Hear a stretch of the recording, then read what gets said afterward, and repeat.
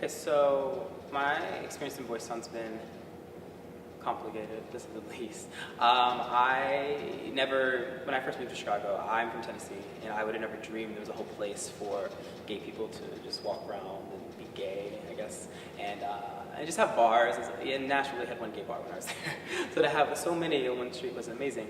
But as I came here, I started realizing it wasn't as utopic as I thought. I remember one of the first times I went to a bar, I'm not going to say which bar, but I was told I wasn't allowed in. And I was underage at the time, I will fess up to that. But that wasn't why I didn't get in, it was because I didn't look like the people that were there. At this specific bar, everyone there was pretty white, pretty Abercrombie-esque. I'm not very Abercrombie-esque. And the doorman told me not to come in, and he's like, you wouldn't like it here anyways, you should go down the street. And from there, that's been kind of a nightly reoccurrence. I seem to always be getting in arguments with folks at bars who want to either tell me I shouldn't be there, or they hypersexualize me because I am a black boy in Boys Town, which automatically means I'm looking to have sex. One of the most interesting things, and probably why I started writing and started working in the community and activism, was that I'm young. I'm in my early 20s, and I'm this color, and we here in Boys Town have a large population of Black and Latino youth that are homeless on the streets or work in the sex economy here in Boys Town. Due to that and how I look, I get mistaken as a part of that scene a lot. So whenever I go out, people will approach me and say, hey, I have $20, how much is a blowjob, or things like that. One of the times I dressed up in a dress and went to Boys Town, and I wrote about this, and I have a very feminine figure in a black dress, in my little black dress, so I passed as a trans woman. And if I'm a trans black woman walking the street, I'm automatically considered to be a prostitute. So that night was really interesting, and almost got arrested, faced some violence and things like that.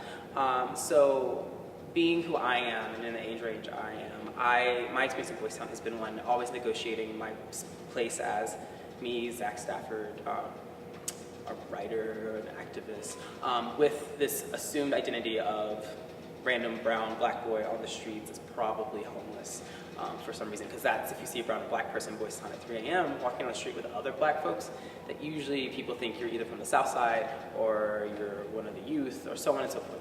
So my experience has always been negotiating that, and also not putting any shame on that. I work with the youth as an HIV counselor, so I think they're great folks. I don't mind being mistaken as them, but through being mistaken as them, I could face a lot of problems, to say the least.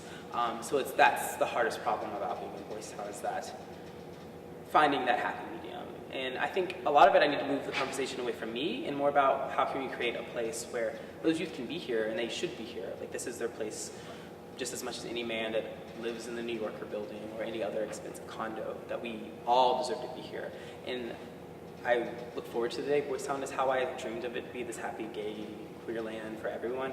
But right now it's not that way. And I think just me walking down the street, just if I feel out of place, that gives a lot of evidence to kind of the total environment, and that it is for certain people that look certain ways, that do certain things. And that's not a gay community. So this event is called Queer as Community, which is cute and catchy and all, but what does it mean? What does it mean to be queer? What is this intangible community?